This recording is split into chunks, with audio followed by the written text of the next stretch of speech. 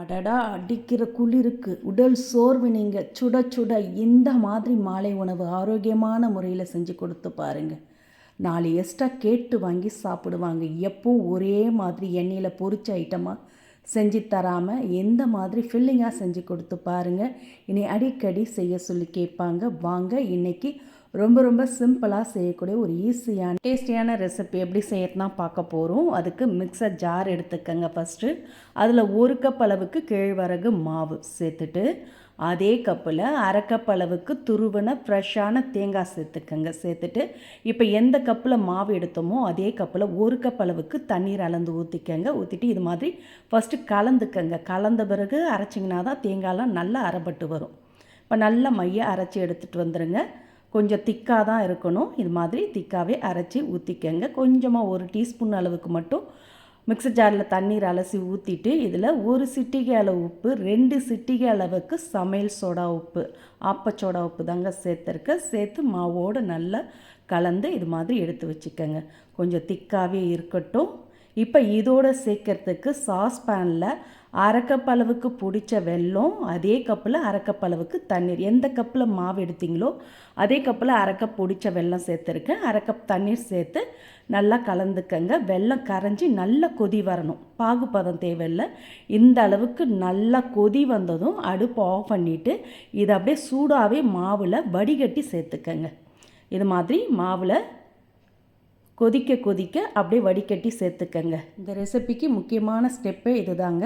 இது மாதிரி கொதிக்கிற வெள்ளை தண்ணியை ஊற்றுனீங்கன்னா தான் கரெக்டான டெக்ஸ்சரில் மாவு கிடைக்கும். கொதிக்கிற வெள்ளை தண்ணியை மாவில் ஊற்றுறதுனால உடனே கட்டிப்பட வாய்ப்பு இருக்குது. நல்லா கலந்துக்கங்க. சட்டுனே கலந்திங்கன்னா இது மாதிரி கரெக்டான டெக்ஸ்சர் கலந்து வரும். திக்காக இல்லாமல் இது மாதிரி கொஞ்சம் தண்ணியாக தான் இருக்கணும். அப்படி இருக்கட்டும். இதுக்கு ஒரு தாளிப்பு ரெடி பண்ணி ஊற்றிக்கலாம். அதுக்கு ஆப்பச்சட்டி சூடு பண்ணியிருக்கேன். அதில் 1 டேபிள் ஸ்பூன் அளவுக்கு நெய் ஊற்றிக்கங்க. நெய் சூடானதும் இதில் 3 டேபிள் ஸ்பூன் அளவுக்கு பொடியாக கட் பண்ண தேங்காய் சேர்த்து இந்த நெய்யிலே நல்லா வறுத்துக்கங்க. வறுபட்டு நல்லா செவந்து வாசம் வரும். அந்த டைமில் இதில் பொடியாக கட் பண்ண முந்திரி பருப்பு 1 டேபிள் ஸ்பூன் அளவுக்கு சேர்த்துக்கங்க. உங்களுடைய விருப்பம் தான் கூடுதலாகவோ கம்மியாகவோ சேர்த்துக்கலாம். இப்போ முந்திரி பருப்பு செவந்ததும் இதோட 1 டேபிள் ஸ்பூன் அளவுக்கு எள்ளு சேர்த்துக்கங்க. வெள்ளை எள்ளு சேர்த்துருக்க. உங்கள் கிட்ட கருப்பு எள்ளு இருந்தாலும் நீங்கள் சேர்த்துக்கலாம். எள்ளு சேர்த்து செய்கிறதுனால நல்ல மணமாகவும் சுவையாகவும் இருக்கும். எள்ளில் அதிக அளவில் பெனிஃபிட்டும் இருக்குதுங்க. உடம்புக்கு ரொம்பவே ஆரோக்கியத்தை தரக்கூடியது. அதுவும் இந்த குளிர் நாளெல்லாம் எள்ளு சேர்த்துக்கிட்டிங்கன்னா உடம்புக்கு ரொம்பவே ஆரோக்கியத்தை தரக்கூடியதுங்க. இப்போ வறுத்து எடுத்து இது மாதிரி பவுலில் மாற்றி வச்சுக்கோங்க. அதில் கொஞ்சம் நெய் இருக்குது. அடுப்பு லோ ஃப்ளேமில் வச்சுட்டு இப்போ கலந்த மாவில் நம்ம வறுத்து எடுத்த தேங்காய், முந்திரி, எள்ளு பாதி அளவு சேர்த்துக்கங்க. மீதி பாதியை கார்னிஷ்க்கு கடைசியாக சேர்த்துக்கலாம். அப்படியே வச்சுடுங்க. இப்போ மாவோடு நல்லா கலந்துட்டு இதை அப்படியே ஊற்ற தொடங்கிடலாம். அடுப்பு லோ ஃப்ளேமில் தான் இருக்குது. இப்போ மாவோடு நல்லா கலந்துக்கங்க. இது மாதிரி கலந்துட்டு இப்போ இந்த மாவுலேருந்து 2 கரண்டி அளவுக்கு எடுத்து மாவை அப்படியே ஊற்றிக்கங்க. இது மாதிரி கொஞ்சமாக நெய் விட்டும் பொரித்து எடுக்கலாம். இல்லாட்டி நீங்கள் எண்ணெய் கூட சேர்த்து பொரித்து எடுத்துக்கலாங்க.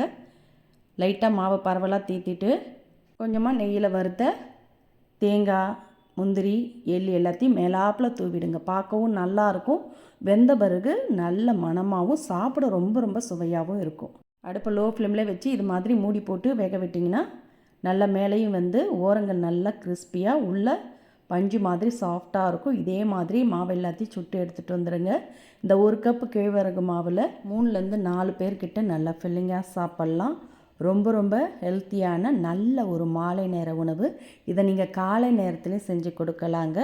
எப்போவும் ஒரே மாதிரி எண்ணெயில் பொரித்த ஸ்நாக்காக தராமல் இது மாதிரி வீட்டில் இருக்கக்கூடிய கேழ்வரகு மாவோட வெல்லம், தேங்காய், எள்ளு, முந்திரி எல்லாம் சேர்த்து இந்த ஹெல்த்தியான ரெசிப்பியை நீங்களும் இதே மாதிரி இதே அளவுகளோட அடிக்கிற குளிருக்கு சுட சுட செஞ்சு கொடுத்தீங்கன்னா போதும். 4 எக்ஸ்ட்ரா கேட்டு வாங்கி சாப்பிடுவாங்க. நல்ல பஞ்சு மாதிரி சாஃப்டாக அருமையாக இருக்கும். இந்த ரெசிபி பிடிச்சிருந்தால் லைக் பண்ணுங்கள், ஷேர் பண்ணுங்கள். மறக்காமல் நம்ம சேனலை சப்ஸ்கிரைப் பண்ணிவிடுங்க.